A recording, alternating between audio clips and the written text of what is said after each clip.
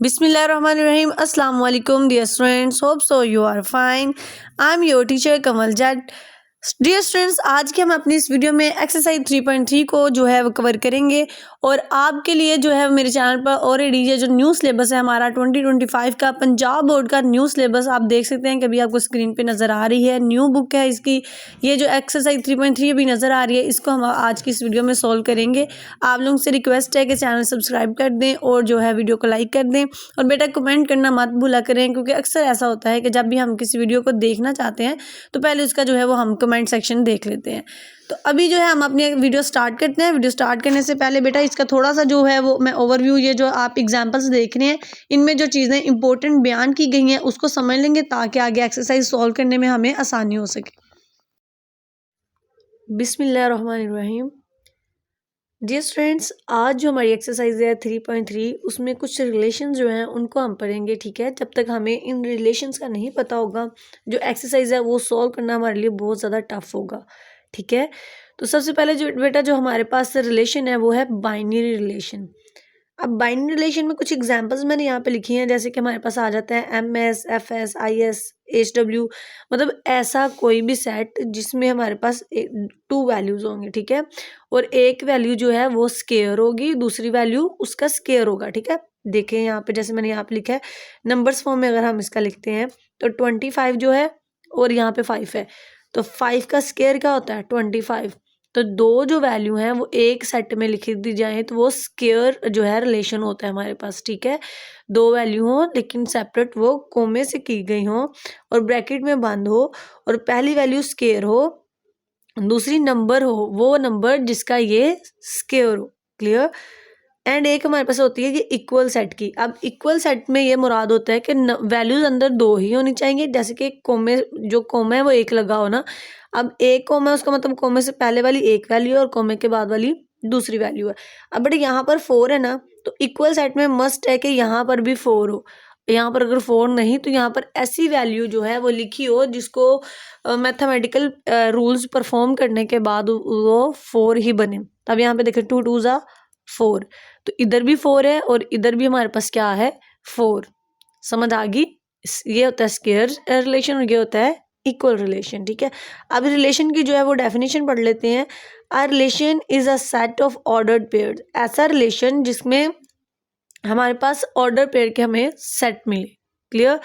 अब बेटा यहाँ पर जो है एग्जाम्पल मैंने लिखी है रिलेशन की। अब आप देख सकते हैं कर्ली ब्रैकेट के अंदर दो दो ब्रैकेट्स जो है वो मौजूद हैं।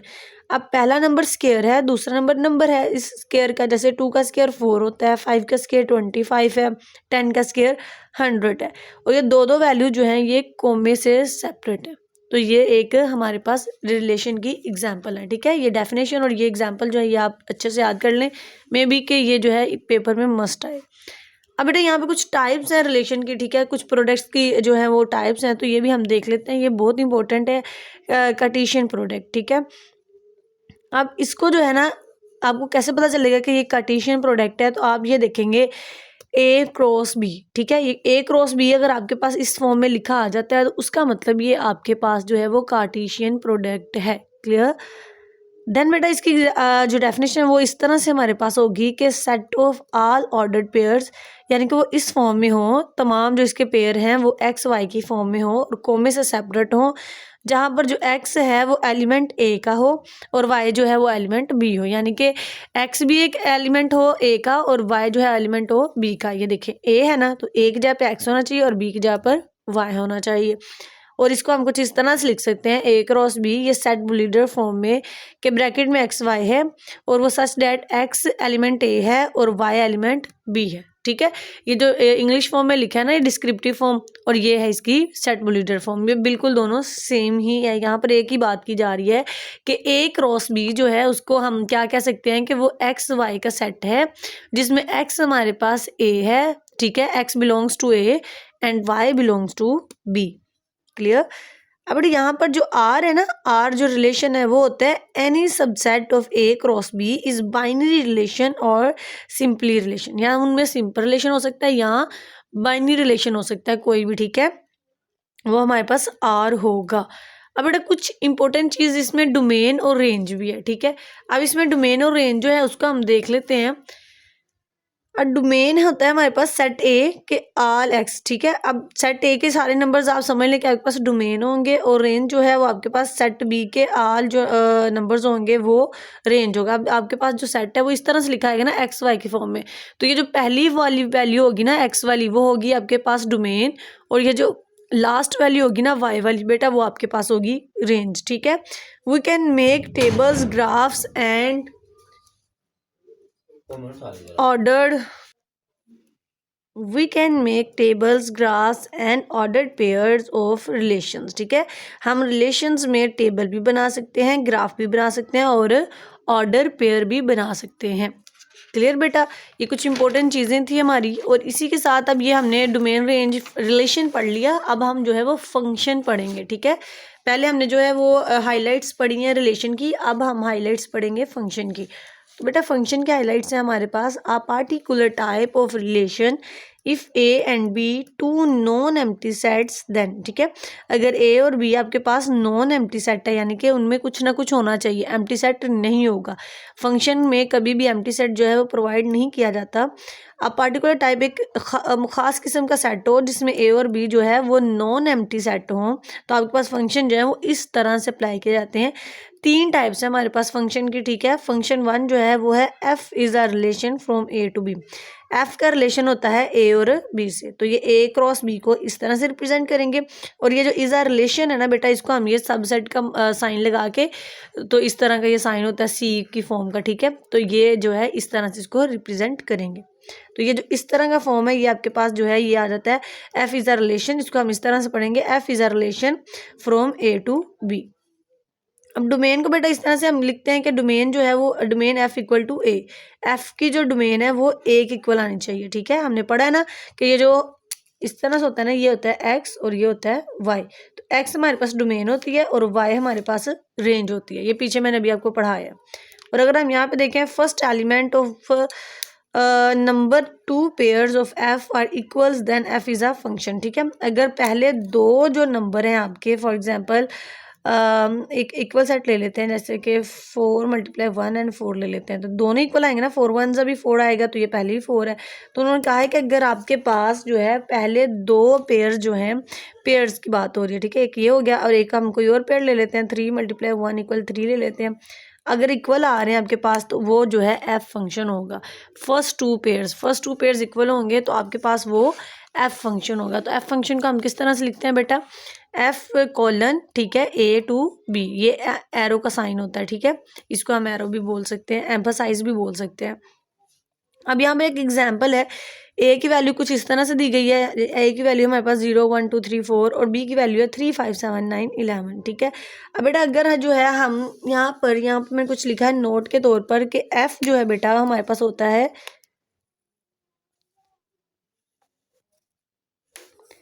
अगर y = x² हो ना तो इसमें हमारे पास f होगा, f assign a single output to each single input. जो f है वो सिंगल वैल्यू को सिंगल आउटपुट के साथ जो है वो असाइन करेगा। क्लियर। अब बेटा यहाँ पर इसका सेट अगर बनाते हैं तो ये हमने पीछे पढ़ा भी हुआ है कि कैसे जो है वो हम पावर सेट सबसेट पढ़ा है ना, उसमें हमें इसी तरह से जो सेट्स है उसको इनिशियलाइज करते थे।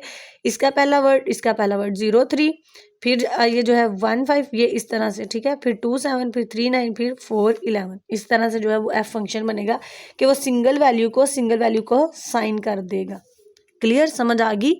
एफ क्या करता है, वो सिंगल वैल्यू को अदर सिंगल वैल्यू के साथ जो है वो असाइन कर देता है।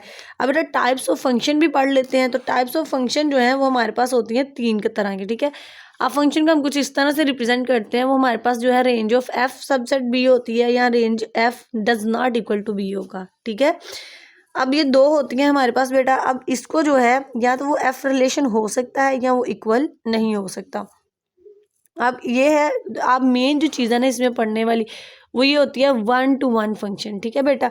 अब 1 to 1 फंक्शन की अगर हम एग्जांपल देखें तो वो क्या होगा, अगर आपके पास ये फर्ज करेंगे ए का सेट है, ये बी का सेट है, तो 1 to 1 में मतलब देखें 1 to 1 से ही हमें समझ आ रही है कि ए को एक के साथ ही, तो ए का एक लफ्ज़ के साथ ही फंक्शन हो सकता है, फिर दूसरे लफ्ज़ का दूसरे एक सिंगल वैल्यू होगी ना, पहली पहली के साथ ही, दूसरी दूसरे के साथ ही, तीसरी तीसरी के साथ ही ऐसी कोई वैल्यू असाइन की गई हो जो सिर्फ एक लफ्ज़ अपने सामने वाले के सिर्फ एक लफ्ज़ के साथ ही असाइन किया जाए, तो बेटा वो आपके पास फंक्शन होता है 1-to-1 फंक्शन। क्लियर। अब इसकी थोड़ी सी जो है डिस्क्रिप्शन मैंने यहाँ पर ऐड की हुई है, वो है नंबर 2 एलिमेंट्स आर सेम। ठीक है, देखिए हम यहाँ पे है 3, 5, 4, 5, तो ये देखें इसका एलिमेंट और इसका एलिमेंट सेम है ना, तो ये क्या होगा, each element of domain is attach to a unique element of codomain. ठीक है, अब देखिए रेंज तो सेम आ गई, क्योंकि वाई वाली वैल्यू हमारे पास क्या होती है, रेंज होती है ना वाई वाली वैल्यू हमारे पास, और यही कह रहा है कि अगर वाई सेम है तो हर एलिमेंट की जो डोमेन है ना, ये वाली जो डोमेन है वो यूनिक होगी। यूनिक का मतलब कि डिफरेंट होगी। क्लियर, ये हमने 1-to-1 पढ़ लिया है। अब बेटा यहाँ पर जो है वो हम ऑन टू फंक्शन पढ़ेंगे। अब ऑन टू फंक्शन का हम सब्जेक्टिव भी बोल सकते हैं। ठीक है, अब ऑन टू फंक्शन का मतलब क्या हुआ, ऑन टू फंक्शन का बेटा मतलब होता है कोडोमेन या रेंज एफ।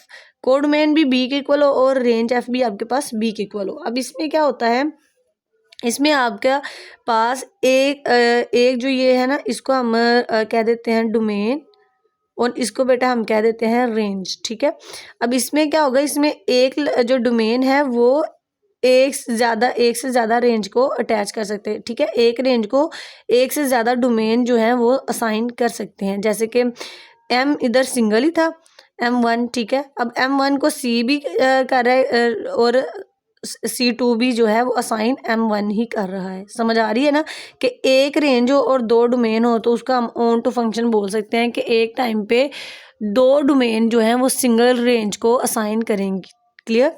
अब जो थर्ड है हमारे पास 1-to-1 एंड ऑन टू। ठीक है, दोनों अगर मिक्स हो जाते हैं इसको हम बोलते हैं बाईजेक्टिव फंक्शन। अब बाईजेक्टिव फंक्शन में क्या होता है बेटा, बाईजेक्टिव फंक्शन का मतलब है both 1-to-1 and on to में क्या होगा कि कोई भी किसी के साथ भी कर सकता है। अब देखिए हमने 1-to-1 में पढ़ा था ना कि फर्स्ट वाले के साथ ही रिलेशन होगा, सेकंड वाले के साथ ही होगा, और ऑन टू में हमने पढ़ा था कि सिर्फ क्या होगा, अगर पहले का 4 के साथ है तो फिर ही दूसरे का 4 के साथ हो सकता है ना, क्रॉस नहीं था पढ़ा। तो 1-to-1 और ऑन टू में ये हो सकता है कि एक का सिर्फ एक के साथ ही हो, लेकिन जो है वो ऊपर नीचे जो है उसका सीक्वेंस जो है वो आगे पीछे हो सकता है। समझ आई। 1-to-1 में एक वैल्यू के पास एक वैल्यू होती है लेकिन सीक्वेंस के साथ होती है, और ऑन टू में हमारे पास एक वैल्यू के पास दो वैल्यू हो सकती हैं और वो सीक्वेंस के बगैर भी हो सकती हैं। और 1-to-1 and onto bijective function में जो है बेटा वो हम एक वैल्यू को ही देंगे, लेकिन हम जो सीक्वेंस है वो ऊपर नीचे कर सकते हैं। क्लियर। इसकी जो है वो हमारे पास लीनियर एंड क्वाड्रेटिक फंक्शन ये होता है बेटा। लीनियर में जो है वो हमारे पास जो है वो पावर नहीं होती, सिंगल वैल्यू होगी x+5, और बेटा क्वाड्रेटिक फॉर्म में हमारे पास जो इक्वेशन होगी ना उसमें हमारे पास पावर 2 होगी। ठीक है, पावर 2 फिर सिंगल वैल्यू और फिर कांस्टेंट। क्लियर। तो ये जो है वो हमने टाइप्स भी पढ़ ली फंक्शन की, और अब जो है वो हमारी एक्सरसाइज जो है यहाँ पे स्टार्ट हो जाएगी। एक्सरसाइज में बेटा क्वेश्चन नंबर 1 है हमारे पास, for A this find the following relation in A, state the domain and range of each relation.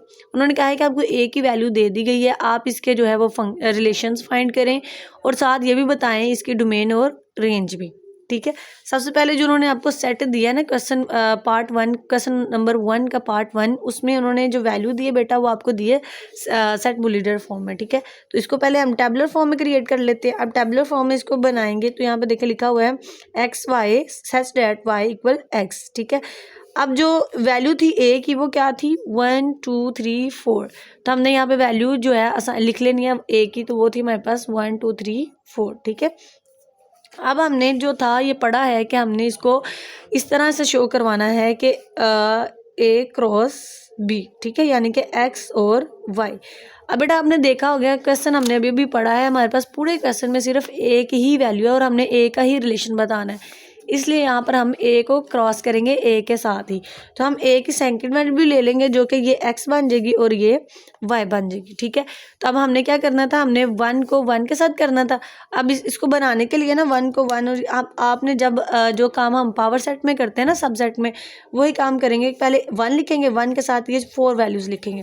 देखिए 1 को 1 के साथ, फिर 1 को 2 के साथ, फिर 1 को 3 के साथ, फिर 1 को 4 के साथ। ठीक है, ये 4 सेट बन जाएंगे। फिर बेटा आपने यही काम करना है, 2 को लिखना है, 2 के साथ ये 4 वाली वैल्यू सारी की सारी लिखनी है कि 2 को 1 के साथ, फिर 2 को 2 के साथ, फिर 2 को 3 के साथ, फिर 2 को 4 के साथ। ये काम आपने आगे करना है 3 के साथ और यही काम आपने आगे करना है 4 के साथ। जब ये सारे सेट बन जाए ना, इनमें जब जो ऐसी वैल्यूज़ आ रही हैं जिसका सेम वैल्यू, क्योंकि हम ए को ए के साथ कर रहे थे ना, अब इन सब में से हमने ढूंढनी है जिनमें सेम वैल्यूज़ आ रही हैं। तो बेटा आप अगर देखें सारा अपना ये वाला मेथड, तो इसमें हमें नज़र आ रहा है ये वाला 1 1, फिर हमें नज़र आएगा ये 2 2, फिर बेटा ये देखिए हमारे पास है 3 3 और फिर है ये 4,4। तो ये जो 4 सेट्स हैं ये हमारे पास हमारा R1 का आंसर होगा। क्यों ये आंसर लेंगे? क्योंकि एक है ए के साथ ही हो, तो सेम वैल्यू वाला हमने चूज़ करना है इनमें से। तो ये हमारे पास हमारा जो है वो आंसर आ गया। समझ आ गई? एंड बेटा सेकंड पार्ट जो है, इसमें हमारे पास ऐसी वैल्यू है, हमने एक्स वाई की ऐसी वैल्यू चूज़ करनी है जिसमें वाई और एक्स को प्लस करके हमारे पास 5 आए। ठीक है, दोनों सेट ब्रैकेट्स में दोनों वैल्यूज़ को प्लस करके हमारे पास जो आंसर है वो आना चाहिए 5। ठीक है, अब जो है हम यहाँ पे मूव करेंगे, जो हमने अपने पास टेबल क्रिएट किया है, इस टेबल में हम सारी वैल्यूज़ को आपस में प्लस करके चेक करेंगे। जहाँ पर 2 वैल्यूज़ को प्लस करके हमारे पास 5 बनेगा, हमने उसको अपने पास नोट कर लेना है। सबसे पहले हमें ये नज़र आया 5, 4 और 1 = 5, हमने अपने सेट में लिख लेना है। देन बेटा आगे मूव करते जाएंगे तो ये देखें 2 एंड 3, 2 और 3 को प्लस करें तो 5 होता है, हमने ये भी नोट कर लिया। इसके बाद अगर ये देखें 3 और 2 को भी अगर प्लस करें तो हमारे पास = आता है 5 के। एंड इसी तरह यहाँ पे देखें 4 और 1, 4 में 1 भी प्लस करेंगे तो किसके इक्वल आएगा? 5 के। तो ये पूरे जो टेबल था, इस टेबल में हमने ऐसे सेट्स को चूज़ करना था जो दोनों को प्लस करके हमारे पास 5 के इक्वल आए। समझ आ गई? अब यहाँ पर देखें सेकंड जो हमारे पास वैल्यूज़ है, इसमें उन्होंने कहा है कि एक्स और वाई को प्लस किया जाए और उसकी जो वैल्यू है वो आपके पास 5 से जो है वो छोटी आनी चाहिए। समझ आ गई? ऐसे सेट्स हमने यहाँ पर लिखने हैं जिनकी वैल्यूज़ को दोनों को प्लस करने के बाद आंसर जो है वो 5 से छोटा आए, लेस आए। ठीक है, यहाँ पर हम लिख लेंगे लेस देन। हमने यहाँ पर ऐसी वैल्यूज़ लिखनी है जो कि 5 से छोटी आए। अब यहाँ पे देखें 1 1 प्लस करेंगे 2 बनेगा, तो हमने ये नोट कर लिया। फिर 2 और 1 3 होता है तो इसको नोट कर लेंगे। फिर 3 और 1 4 होता है तो बेटा हमने इसको नोट करना है। देन ये 5 होता है, ये देखें 2 और 1 भी 3 होता है, इस तरह इसको भी नोट कर लिया। 2 2 4 होता है, ये भी नोट कर लिया। और यहाँ पर देखें 3 और 1 को भी प्लस करेंगे तो 4 आएगा। इसके अलावा आप सबको प्लस करके चेक करें, आपके पास 5 या 5 से बड़ी वैल्यू आएगी। तो हमने इसके आंसर में वो वैल्यू लिखनी है जो 5 से छोटी होगी। तो ये बस हमारे पास बेटा ये आंसर आएगा, ये सेट्स आएगा जो कि 5 से छोटे होते हैं। ठीक है, ये सारे यहाँ पर मैंने नोट कर लिए हैं। तो ये आ गया हमारे पास आंसर R3 का भी। तो बेटा इस तरह जो पार्ट 4 है, अगर हम उसको देखते हैं तो वहाँ पर लिखा हुआ है कि y और x की वैल्यू को जो है हम प्लस करें तो हमारे पास जो आंसर है वो 5 से ज़्यादा आए। ठीक है, ना तो 5 के इक्वल आए और ना ही 5 से छोटी वैल्यूज़ आए। ऐसे सेट्स लिखें जिसका आंसर 5 से बड़ा आए। तो बेटा यहाँ पर अगर आप थोड़ा सा देखें तो यहाँ पर R1 में हमारे पास वो नंबर थे, R2 में हमारे पास वो नंबर्स थे जिनको प्लस करने से हमारे पास आंसर 5 के इक्वल आ रहा था। और R3 में हमारे पास वो नंबर्स हैं जिनको प्लस करने के बाद हमारे पास जो आंसर है वो 5 से छोटा आ रहा है। तो हमने ये दोनों ही नहीं लिखने, हमने वो नंबर्स लिखने हैं जो कि 5 से बड़े हैं। तो बेटा ये इनको भी छोड़ दे, इनको भी छोड़ देंगे। जो जो हमने लिखे हैं यहाँ पर जो आपका टेबल है ना, इस पर निशान लगा लें और जो पीछे बच जाएंगे वो आपके पास वो वाले हैं जो कि प्लस करने के बाद आपके पास क्या आएगा? 5 आएगा। ठीक है, ये भी आप कर सकते हैं, ये वाला और ये वाला स्किप करके बाकी जो बचते हैं वो लिख दें। अदरवाइज़ आप इनको प्लस करके देख सकते हैं, जिसका आंसर 5 से बड़ा आएगा वो आपने यहाँ पर R4 में आंसर लिख देना है। क्लियर? तो ये हमारा जो है वो क्वेश्चन नंबर 1 सॉल्व हो गया है इजीली। तो बेटा इसी के साथ आपसे रिक्वेस्ट है कि आपको जो है अगर समझ आ रही है तो चैनल को ज़्यादा से ज़्यादा शेयर करें और इसी के साथ चैनल सब्सक्राइब कर दें, ताकि जैसी कोई न्यू वीडियो अपलोड हो आपके पास उसका ऑटोमेटिक जो है नोटिफिकेशन जो है वो पहुँच जाए और आप उससे जो है वो फ़ायदा हासिल कर सकते हैं। अब बेटा यहाँ पर जो अभी हम चलते हैं अपने क्वेश्चन की तरफ, तो क्वेश्चन नंबर 2 में हमारे पास स्टेटमेंट है, which of the following diagram represent functions and which type. अब उन्होंने बेटा आपको डायग्राम बना के दी है और उन्होंने पूछा है कि आप बताएं कि ये कौन से फंक्शन को जो है वो रिप्रेजेंट कर रही है और आपने इसका जो है वो रिलेशन भी बनाना है। अब यहाँ पर हम अगर फर्स्ट डायग्राम देखें तो हम समझ लेते हैं ये हमारे पास x है, ठीक है, और ये हमारे पास y है। क्लियर। अब बेटा अगर हम देखें, अभी पीछे हमने फंक्शन पढ़े हैं ना, तो अगर एक वैल्यू को दो वैल्यू असाइन कर रही हो तो वो हमारे पास क्या होता है, वो हमारे पास फंक्शन नहीं हो सकता। फंक्शन तभी होगा जब ये जो डोमेन है ये जो है वो दो वैल्यूज को असाइन कर ले, लेकिन एक सिंगल डोमेन जो है वो टू वैल्यूज रेंज को असाइन नहीं कर सकती। तो हम जो है वो लिख देंगे नॉट अ फंक्शन। क्यों जी, अब जो ये वैल्यूज बनी वो लिख देंगे। अब देखिए 1 a को कर रहा है, फिर 1 b को भी कर रहा है, फिर 2 c को कर रहा है, और बेटा 3 जो है वो d को कर रहा है, और d जो है बेटा आपके पास वो 3 को भी कर रहा है, और c जो है वो 2 को भी कर रहा है। क्योंकि ये बाई डायरेक्शन था ना, यहाँ पर 1 जो था वो a और 1 b को, लेकिन यहाँ पर 2 c को भी कर रहा है और c 2 को भी कर रहा है। तो ऐसा नहीं होता, एक टाइम पे बेटा एक ही काम होना चाहिए, ठीक है। अगर ये देखें दोनों तरफ बाई डायरेक्शन था ना, तो यहाँ पर भी फिर जो था वो हमारे पास बाई डायरेक्शन होना चाहिए था। समझ आ रही है। अब हाफ डायग्राम में एक तरह का काम हो रहा है, हाफ डायग्राम में दूसरी तरह का काम हो रहा है, तो ये जो है फिर वो हमारे पास फंक्शन नहीं होगा। तो इसको हम लिख देंगे नॉट अ फंक्शन, और ये जो सी वैल्यू जिस वैल्यू को असाइन कर रही है हमने यहाँ पर उसको जो है वो लिख दिया। आप चाहे तो इस तरह ब्रैकेट भी लगा सकते हैं। समझ आ गई डायग्राम 1 की। बेटा यहाँ पर अगर हम देखें अपनी डायग्राम नंबर 2, तो इसमें हमारे पास वैल्यू जो है वो आप देख सकते हैं कि तीनों फंक्शंस में जो है सेम वैल्यू अप्लाई हो रही है कि a 1 को भी कर रहा है और 1 a को भी कर रहा है, इसी तरह b 3 को कर रहा है और 3 b को भी कर रहा है, और यही c 5 को भी कर रहा है और 5 c को भी। मतलब एक जैसा काम हो रहा है। जब एक जैसी वर्किंग हो तो आपके पास फंक्शन होता है। तो अब वो कौन सा फंक्शन है बेटा, वो बाईजेक्टिव फंक्शन है। बाईजेक्टिव फंक्शन कौन सा होता है, जो एक टाइम पे c 5 को भी कर रहा और 5 जो है वो c को भी कर रहा हो। तो जब एक लाइन के अंदर इस तरह डबल एरो बनाएगा ना, उसका मतलब होगा ये बाई डायरेक्शन है, ठीक है, दोनों तरफ काम हो रहा है। तो बाई डायरेक्शन यहाँ पे वर्ड यूज होगा बाईजेक्टिव फंक्शन। क्लियर। और यहाँ पर अगर हम देखें तो यहाँ पर डायग्राम जो है वो सिंगल टाइम काम कर रही है ना, 1 a को कर रहा है, 2 b को और 3 c को, ठीक है। तो ये हमारे पास बाईजेक्टिव फंक्शन नहीं होगा, ये हमारे पास बेटा 1 to 1 फंक्शन होगा, ठीक है।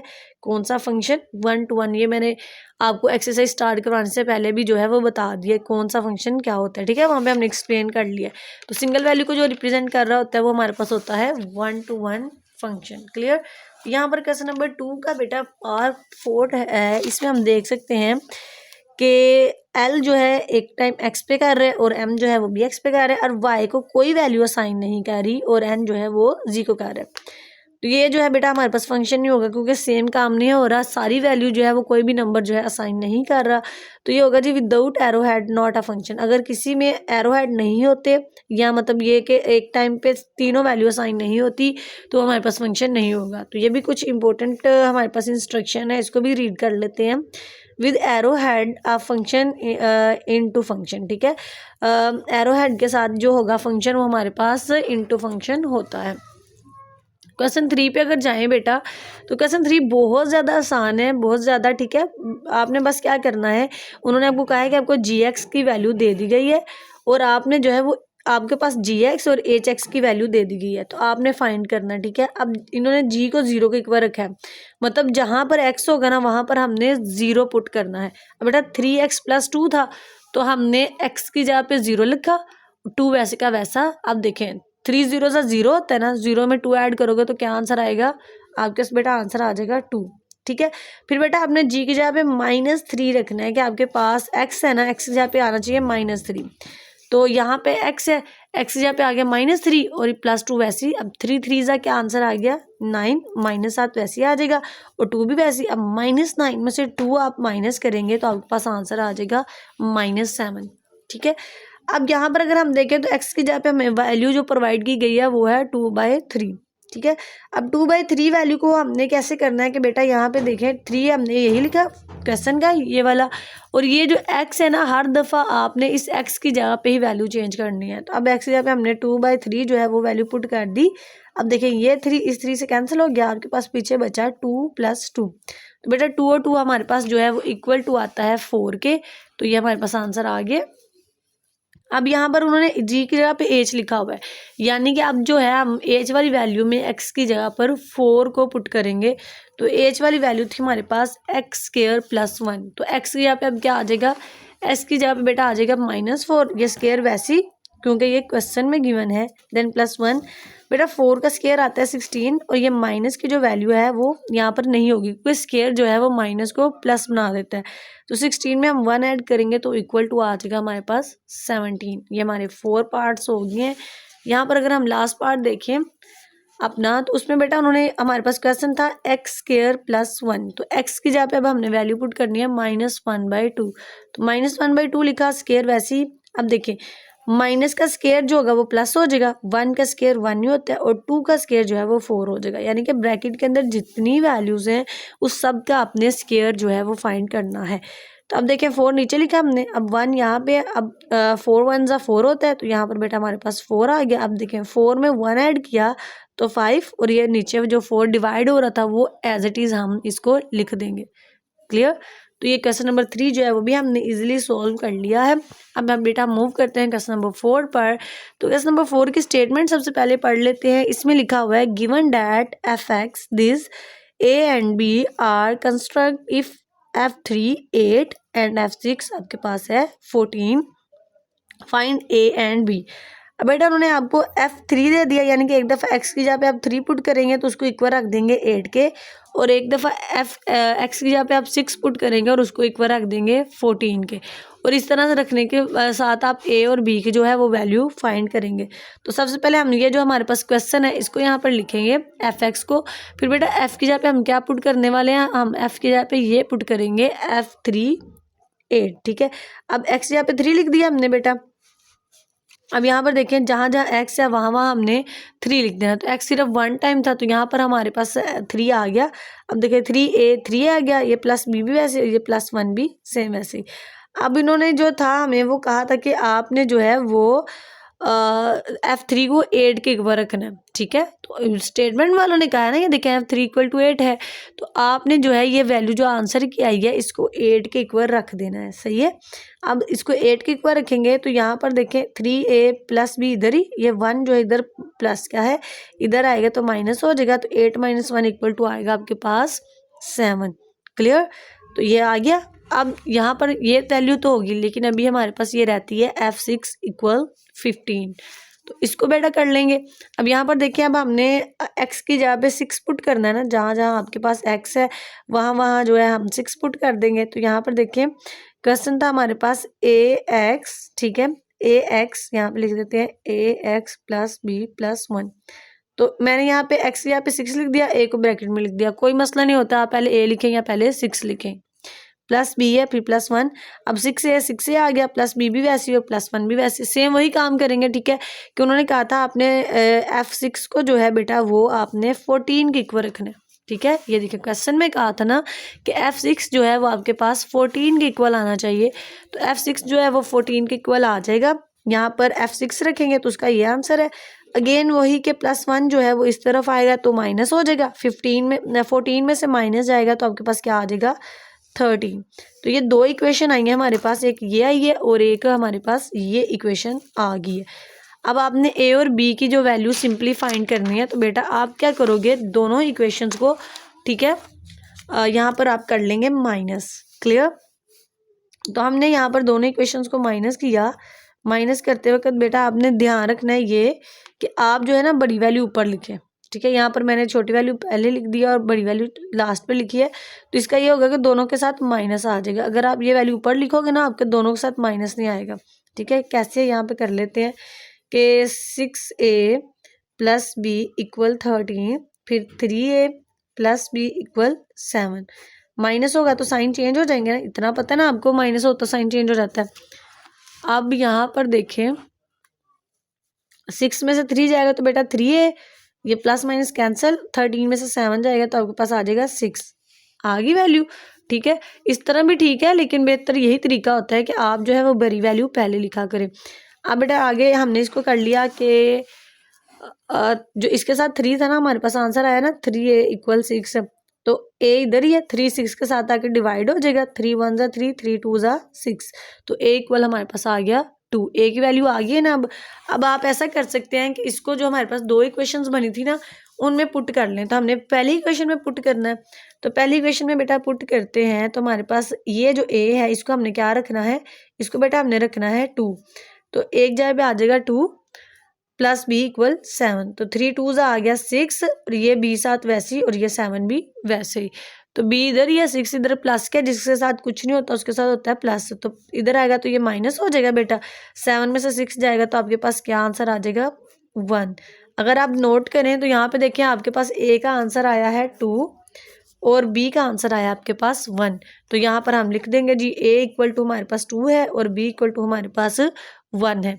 तो यही जो था वो हमने फाइंड करना था, हमने बेटा वैल्यू फाइंड करनी थी ए और बी की। तो ये लें ये आ गया हमारे पास। अब क्वेश्चन नंबर 5, क्वेश्चन नंबर 5 जो बेटा उसको पढ़ लेते हैं। उसमें लिखा हुआ है given that this A B are constant if G this. ये जो सेम अभी भी हमने क्वेश्चन नंबर 4 फाइंड किया ना वैसे ही है, लेकिन इसमें भी अब हमने थोड़ा सा मजीद इसमें करना है कि हमने ए बी की जो वैल्यू है वो फाइंड करनी है। ठीक है, अब बेटा पहले तो आप इसको x की जगह पे -1 पुट करोगे, फिर आप x की जगह पे 2 पुट करोगे। लेकिन जब -1 पुट करोगे तो इक्वेशन 0 के इक्वल होगी, जब आप 2 पुट करोगे तो इक्वेशन 10 के इक्वल आएगी। ठीक है, इक्वेशन कौन सी है, ये इक्वेशन है हमारे पास। यहाँ पर हम लिख लेंगे अपनी सारी इक्वेशन, फिर हमने लिखना है g -1। ठीक है, -1 लिखने के बाद हमने इसको 0 के इक्वल भी रखना है। ये हमें सवाल में बताया जा रहा है। ठीक है, इक्वेशन में बता रहे हैं कि -1 रखें फिर 0 के इक्वल रखें। जब हम x -1 रखेंगे तो अंदर वाला x भी जो है वो -1 में चेंज हो जाएगा। अब बेटा इसका जो आंसर आएगा -a आ जाएगा, बाकी सेम वैल्यू वैसे। तो यहाँ पर हम देख लेते हैं, ये देखें -a plus b plus 5 equal 0। तो ये -a भी इधर प्लस b भी इधर और ये 5 इधर प्लस का है इधर आएगा तो माइनस का हो गया। ये हमारे पास जो है वो एक इक्वेशन आ गई। ठीक है, अब इसी तरह उन्होंने कहा था कि आपने x की जगह पे 2 भी पुट करना है बेटा। तो x की जगह पे अगर हम 2 पुट कर रहे हैं तो यहाँ पर देखें x यहाँ पे 2 आ जाएगा। इक्वेशन ये थी ना ax प्लस बी प्लस 5, तो x यहाँ पे 2 आ गया। अब 2a आ जाएगा प्लस b और प्लस 5 वैसे ही, और उन्होंने कहा था आपने इसको 10 के इक्वल रखना है। तो 5 इधर प्लस क्या इधर आएगा तो -10 में से 5 जाए बेटा अगर, तो आपके पास आंसर आ जाएगा 5। क्लियर। तो अब उन्होंने कहा फ्रॉम इक्वेशन 1 एंड 2। अब आप क्या करें, अब हम दोनों इक्वेशन का कंपैरिजन करेंगे और दोनों को ही हम क्या कर देंगे माइनस। क्लियर। यहाँ पर देखिए अगेन फिर जो है वो छोटी वैल्यू नीचे लिखी हुई है और बड़ी ऊपर लिखी हुई है।